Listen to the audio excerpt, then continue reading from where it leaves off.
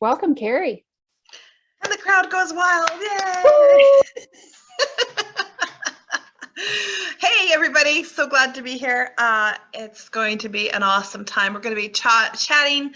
I know that Haley's theme of this summit has been operations and finance, and I'm right? I did got those right. Okay, good. And I want to add to that today. I'm going to talk to you a little bit about what has been happening over the last couple of years and what is happening right now, and what's happening moving forward. So my name is Kerry George. I am the CEO of CIBN Connect, which is a business networking organization. And I have been the CEO of this company for about 13, 14 years now. And I'm going to tell you a little bit about the history of that, and also about Skip the Big Box, which is a new addition to CIBN Connect.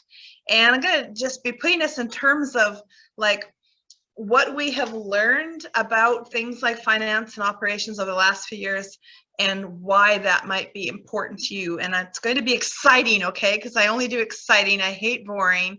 I don't want to bore anybody. If anyone's falling asleep, by the way, and I like you to keep your screens on so I can tell. And then I'll call you out and engage you in conversation so that you don't fall asleep.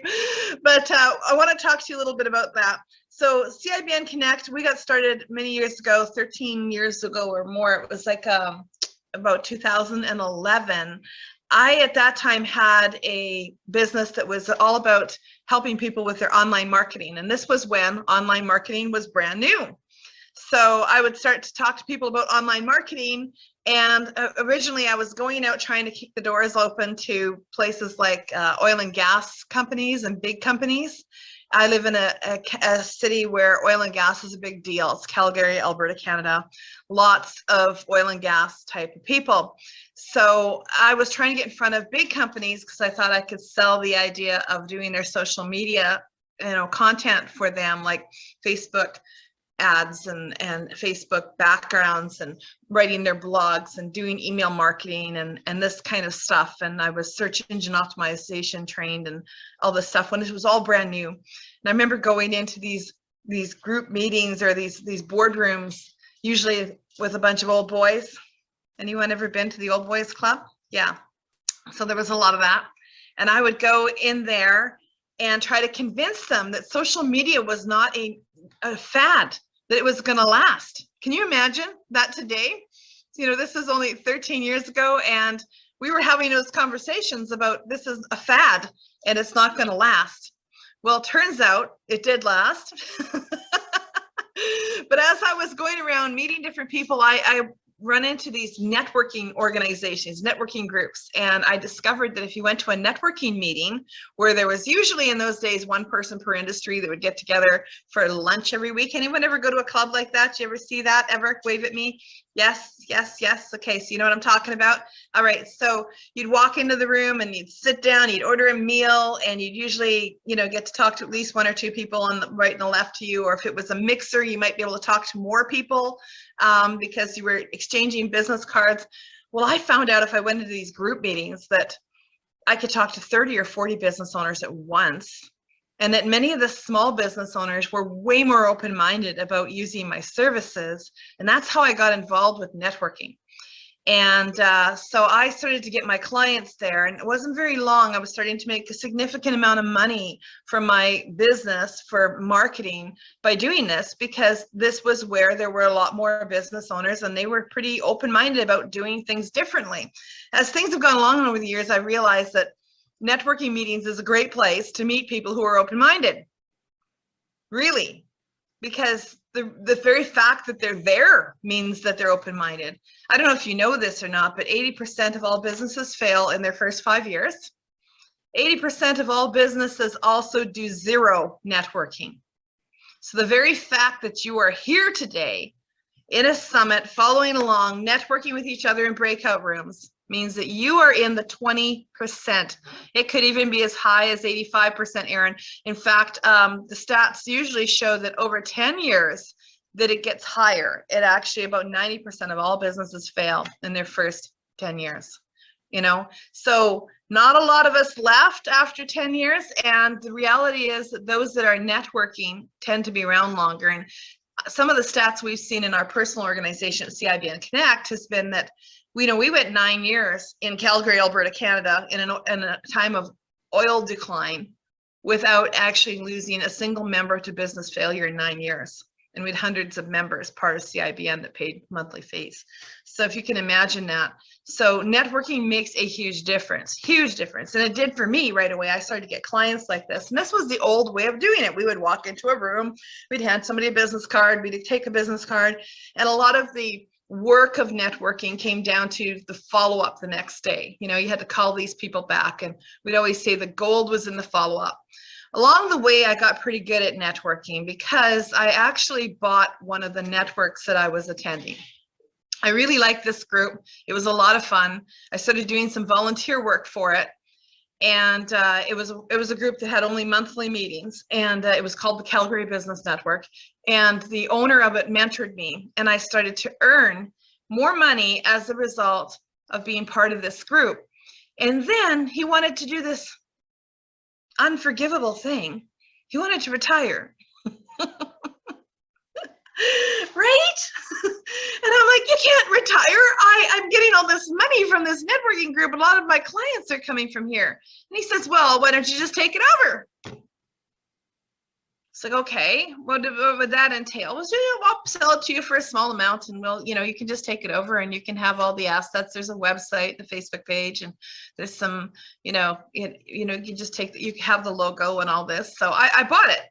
And then I start to put on a few more meetings. And over the next year, this is about 2012, I grow this business about 300% over a year. Now that sounds really huge, but it was Loserville. Okay. Be honest. There wasn't a lot of people going on there, and it wasn't monetized when I took it over. So 300%, 100% was one person who paid, right?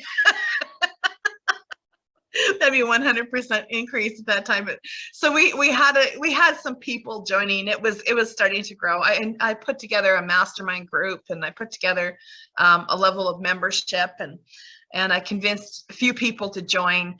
And then along through the process, this guy reaches out to me in the community, and he says, hey, I have a bunch of groups. I knew who he was. He was a competitor. I really didn't like him, to be honest, when I first met him. And he said, I'd like to sell you all of the groups that I have. And I said, well, how many are there? 17. 17 clubs where they were paying fees. So this was actually a paid membership group. So I didn't have the money that he wanted, but I had learned this new word in my networking world. It was OPM. Anyone ever heard of OPM? You hear this term on like Dragon's Den and Shark Tank. OPM means other people's money, Barbara. If you're trying to buy businesses, OPM is a good thing. So I found some OPM, other people's money, and I actually purchased his network, which had 17 groups. 17 groups was a pretty big deal. There weren't a lot of groups out there that had 17 groups. That was just in Calgary, Alberta, Canada. They actually had some groups also in 2 other cities. So I took over this group, and kind of with the stroke of a pen, I became one of the owners of one of the largest business groups in Western Canada. Cool, eh? Sounds kind of exciting. So the next week, a guy takes me around and starts showing me the business network, and I start to meet these people, and I realized that I bought the boys club. I literally bought the boys club. Kelly, the room was full of men. One of the groups he takes me to, I looked around, I realized I'm the only woman in here. And then I went back to the office and got into the data and realized, like, there's hardly any women in this whole network. It's like 6. There's hundreds of members and not too many women. So I was like, wow, trying to have a women's meeting back then, it would have been me, myself, and I. So this is how this got started, and I realized, well, we need to change the culture of this group. We need to make it more inclusive, and we started to work on that. And being that it was purchased by a woman, and one of my business partners was a young man. We managed to change the age range and change the groups and how many people were coming and the kinds of people that were coming. And next thing you knew, we had people from all cultures, and we had people from, all just everybody. We just really had inclusivity of anyone and everyone. It didn't matter who you were, what you believed. We wanted to invite anybody who was trying to build a business of any kind to join us. And CIBN Connect began to grow in that way. And we started to do some research about 2015 about taking it online. And in 2017, we had built video portals where a lot of the training we were offering for social media and goal setting and a variety of other things that business owners needed was now put into a video portal. And then in 2019, we launched our first online groups in May of 2019. 2 groups, we were just collecting data to see if they would work, because people were saying things like networking won't work that way. You can't go online and network. You got to be belly to belly. What the hell is that? You really think about that for a second. I don't want your belly touching mine. These are kinds of things that usually the guys would say. Belly to belly, eyeball to eyeball. So as time went on, we realized that you don't have to be belly to belly. Actually, Zoom worked just fine. In 2019, when we ran these first test groups, we realized that because the cost of networking, we were able to bring it down to a quarter of the cost. The time spent was less than a quarter of the time. No volunteerism needed by the members doing it online, and the profit was like 3-4 times what it was doing it face to face. My mom was one of our first really successful cases in the online world, and she is seriously not tech savvy. Okay, getting her on Zoom was a big deal. I think it took 3 one-on-one lessons. Just to get her online. But my mom sells Vox socks. Does anyone know what Vox socks are? Okay, Vox socks they're a health product. They're socks that you wear, and they're very expensive, but they work really, really well. And she's got a great testimony because she was somebody that was very affected by dizziness and had a lesion, still to this day has a lesion on the back of her brain. And this product gave her like 80% of her usage of things back and immediately. So it was a big deal for her. And so she had a great testimony, and she started to tell this story to, in her online sessions. And my mom made like $4,000 from Vox socks to people that were strangers online. And these are like $35, $40 a pair. They're not cheap socks, right? And people were buying that from her through the online experience. And then we also had people, real estate agents and mortgage brokers and life insurance agents and shopkeepers also began to really start to make money from what they were doing online. And we started to realize that worked. So that was awesome. So that was kind of our beginning of the whole online journey. And then, of course, what happened in March 2020 was everything changed for the whole world. But we had the answers that the world was looking for because we had already been doing this. So very quickly, CIBN became global, and we started to grow internationally. A large group took off in Raleigh, North Carolina, and then it's the whole Eastern Seaboard, just kind of lit up.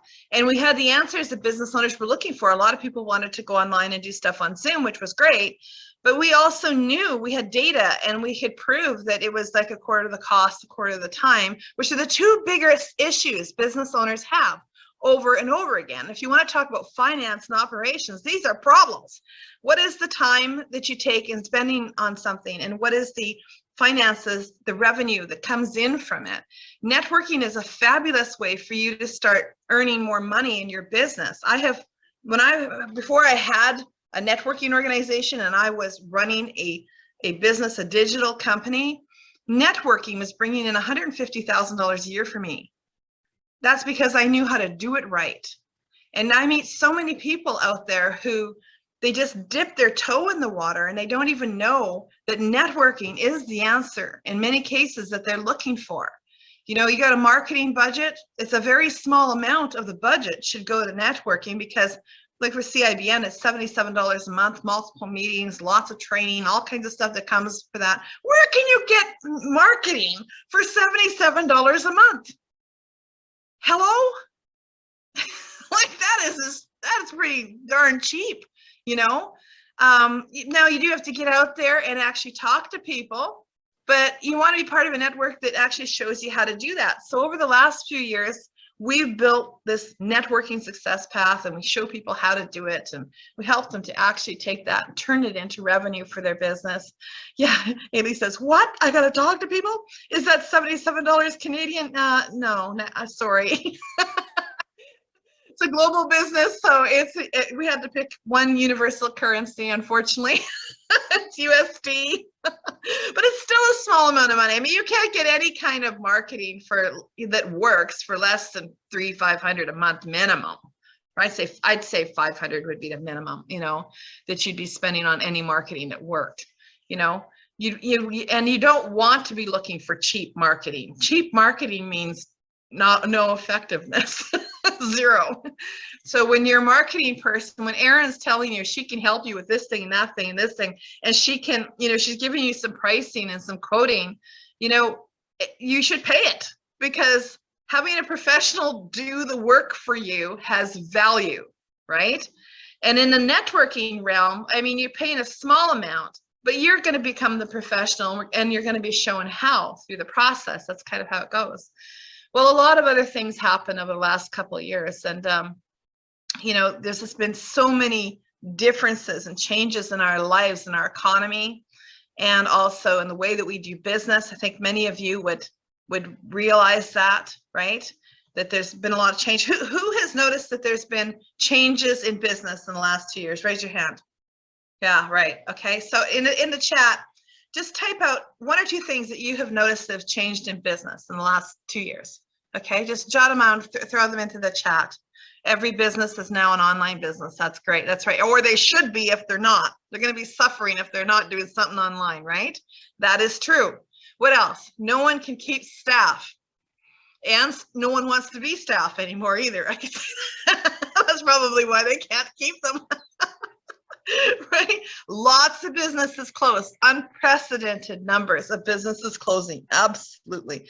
Everyone's looking for a deal. You know, I would say that is also true. People are out there doing things more online, pushing those buttons, checking on stuff, seeing a slowdown of product sales. Sometimes it depends on what the product sales are, but definitely if you don't have them online, or you don't have them represented in a way that makes it easy to purchase online, that would definitely affect the slowdown of profits. Many people more open to multi-level marketing, network marketing companies, recruitment-based opportunities. I would totally agree, Barbara. That is very true. In fact, I would say that they should be more open to that. Do you know that we see at CIBN, because we have thousands of businesses that come through our doors every year, we see thousands of different kinds of businesses, hundreds of industries. And, you know, when we first took over our first business network, and some of those groups, they had rules like no network marketing companies are allowed in our little boys club here. And I looked around that and I said, you know what, you guys are being foolish. Every person who's in a network marketing company, first of all, could be somebody who purchases the services of other people. So to keep them out is really just not smart, because they all own houses and they own cars, and they buy the things that people need to buy, like life insurance and real estate and mortgages. And if they're not, if you don't let them into the groups, then you don't get to benefit from them being your customers, right? That's one problem. Another thing is that network marketing people keep groups like ours very positive. You hear what I'm saying? Because what else comes with network marketing companies and recruitment-based companies? Training and motivation, right? Does the florist have training and motivation in her shop? No, and she sucks when she comes into the networking meeting, I gotta tell you. She's worn out, dragging one leg behind her. kind of grouchy and miserable. And if she hasn't been out networking before, oftentimes doesn't even know to mind her P's and Q's and be nice to people. And who keeps the atmosphere up? It's the network marketers. It's the guys that are into the multi-level marketing and the recruitment-based stuff because they are working on personal development. Thank you, Barbara. They're big into personal development, and they're telling people you need to read books and you need to listen to these, audio tapes, or not tapes anymore. I'm dating myself. But you know what I'm talking about, right? So they set the trend in all these kinds of groups, and we really need to be appreciative of that. No matter what our thing is, we should be appreciative of that. Yeah, now it's YouTube, right? Exactly. I totally agree. So as we were building this business, and the world was changing, there was a lot of other things changing too. Okay, so here's another thing that was changing like crazy. Have you noticed that the world of shopping has changed? All right, in the chat, show me some things that you have noticed about how shopping has changed in the last couple of years. Just type it out there. Let's see what you've noticed. Okay, so shopping since 2020. Grocery has become online. Amazon vans in the neighborhood. Drop to my door. Amazon, baby. More online. Drop off. Someone else doing the shopping for me. The malls are empty. That's right. Something like 120% increase in online sales. Yeah, get away with more last minute shopping. Long live Instacart. The mall just got raised. Wow, curbside pickup. They look at the dollar number rather than the quality. Yes, there is some of that. And the Amazonification of everything. Yep. You know what? Trillions of dollars have been made in the last couple of years, most of it through shopping industries. And we have created billionaires and made our billionaires billions richer than they ever were before through that. So along through the process here, as we were going along doing our networking and involving ourselves in all these different businesses, many times over the years, business owners have asked us if we would have a directory. And we have tried the directory thing before, and it wasn't always the best of experience. So when we first went into COVID, we didn't have one because they're a pain in the butt, I got to tell you. They're lots of work to maintain, having a directory. Also, it means that when you are in a directory, Marcia, that people can access your contact information, and you're going to get spammed a lot. And if I, as a network organization, ran our directory publicly where non-members could see it, that would happen even more. But even if you were members only, sometimes people buy a membership just to get in there and contact everybody, you know. So these are some of the things that we saw, and we weren't, you know, that super cool with going through this process again. But along the way, we encountered this group called Skip the Big Box. I think I met the owner and founder of that about a year and a half ago. And she was talking about buying locally. And that made sense to me. Does that make sense to you? That people should buy locally, you know? You like that idea? Buy local, shop from the little guy. Well, over the last few years, I've done some study into that. And so CIBN ended up buying out Skip the Big Box and adding it to our repertoire. It's a directory, by the way, where you can go and register your business for free at Skip the Big Box. I'm just going to put the link in here for you. I can figure that out, sort of, while I type and talk at the same time. And swing a dead cat over the head of over my head by the light of a full moon, all at once. Okay, skipthebigbox.com/join.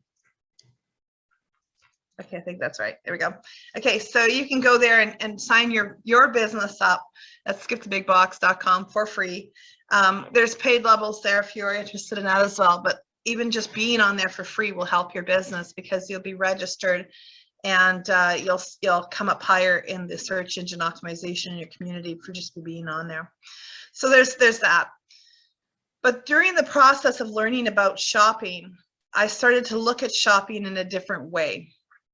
See, it started for me when March 2020, April 2020 started to happen, and first of all, the shopping experience became ugly. I mean, you know what I'm saying? You walk into the store. I used to go to the store at the end of my workday, and it was kind of like a detox, de-stress time. I mean, you walk around, you shop, you fill your cart. I'm laughing with my husband. We're having a good time. So then the pandemic happens, and suddenly this is not a good time. Okay. If you go down to the store, and if you go to the bigger stores, there's lineups. And every time you show up, there's new rules. And in those early days, I mean, it was especially crazy and people weren't really sure what was going on. We couldn't even buy rubber gloves and masks and stuff like this. And we were quite concerned about what was happening. So, I mean, we're buying these really crazy looking masks, and I was wearing yellow rubber gloves to the store to shop. You know, the kind that you clean your house with, right? And I remember going into one of the stores. First, we went into a big store and they were lined up around the outside of the store. And I'm like, okay, that makes no sense to me. What the heck? How can you tell me I can't go into a small shop, but you can line people up a foot from each other and back around the back of the store? You know, and I immediately saw the big box stores cleaning up here and the little guy is being oppressed. What the heck? So we get in our car, we drive to a smaller community, to a smaller grocery store. And again, we're all gloved up, masked up. We walk in there and I walk down an aisle the wrong way because the arrow was in this person goes, "You're going the wrong way." I'm like, ah! You know, and then I turn around and I come almost barge into this guy and I look at him and he has a gas mask on from like 1930 on his face. And he's like, and I'm like, ah! You know, like this was what shopping had become, you know? And I'm like, oh my gosh, this is awful. Just let me out of here. And so I went home and I was like, okay, surely, you know, there's other companies that sell this stuff. There's Amway and Shackley and America, and there's all these other different companies that sell this stuff, Norwex and things like this. I am not going back to that store. Okay, I'm going to order my stuff as much as I can online and have it delivered to me. And I'm never going near this place again, or as little as possible, because what a pain in the butt. So I started to shift the way that I shopped immediately. But then I started to get into where stuff is coming from. And this is where I started to realize there's some big issues out here. Holy smokes. Did you guys know that when we go shop at the grocery store, can I share my screen? I don't know if I can share my screen. I haven't looked here. Yes. Okay. Yes, it's gonna let me. Yay. Okay. So there are 11 commodities companies out there like that own the others. This, I just pulled this off the internet. Okay. You can all go look this up. 11 companies that own all the other companies. Just Google it. You'll find this picture. And what I didn't realize is going on here. I am an advocate of small business. I've been dealing with businesses in the network for like a decade. And I start to realize that all the stuff that's on the shelves in there is owned by 11 companies. And I'm like, what the heck? But it gets even more sinister than that. When one of the big companies buys one of the small ones, first of all, the big companies own the shelves in all of the big stores. So if you're talking about Target, Walmart, in Canada, we have Superstore. You may see Safeway, the grocery chains, a variety of different, even IGAs and co-ops. All these companies, the store shelves are paid for. In fact, my friend just recently went and did a management stint for a few months at a smaller grocery store and found out it was exactly the same there. She was literally informed this as a manager, that shelving was paid for by these big companies, okay? So you and I go to the grocery store and we think that we're making conscientious decisions about the things that we buy and that we are actually getting things that are good for us and our family, and that they're financially good for us, that they're healthy for us. You know, we're picking things that we think are within our budget, that are, you know, that they have the qualities that we want, maybe the vitamin and minerals, and good for our children. And what I began to realize over the last couple of years is that when a company like Kellogg's buys a company like Cashew, which is a $7 box of cereal, if you're not aware, okay? Cashew is a very expensive small box of cereal, and the idea is that It has higher quality vitamins and minerals and more concentrated good product inside this box, right?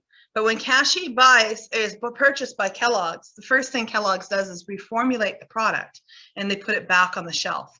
And you and I are never aware of that experience having had happen. We continue to pay $7 for this box of crap, thinking that it is fine. When I began to realize how deep this rabbit hole was, I began to get kind of ugly about it. I'm like, what the heck is going on in our world today? Burt's Bees was one of the ones that really bothered me because I loved the Burt's Bees products and had followed that store for years, that product line for years. When I originally found Burt's Bees, it was probably 25 years ago. I saw it first in tiny little stores. Remember that? We'd go to tiny little stores and health stores and stuff had this product. And you'd read it and go, oh, this is made with beeswax. And it had such a kind of nice little story about it. And I would buy these products and think to myself, that these are fabulous. In fact, I put them in my children's stockings at Christmas. I didn't mind that they cost me $3 or $7 for one little thing because it was quality, right? Well, I don't know if you're aware of this or not, but Burt's Bees today is owned by Clorox.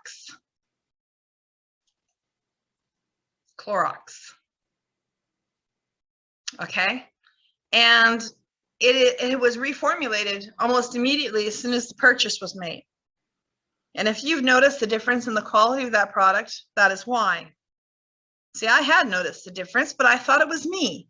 When you go see something and you don't feel the way it used to feel, it doesn't taste the way it used to taste. Something's up with this. Oh, it must be me. No, it's not you, honey. They have actually bastardized the product to put it back on the shelf, and you and I continue to go buy this thing and we think that it's okay. So when we're talking about the way things have changed, I think this is worthy of discussion because this has changed a lot. This has really changed a lot. And as I've been examining this, I've realized there is something we can do about this.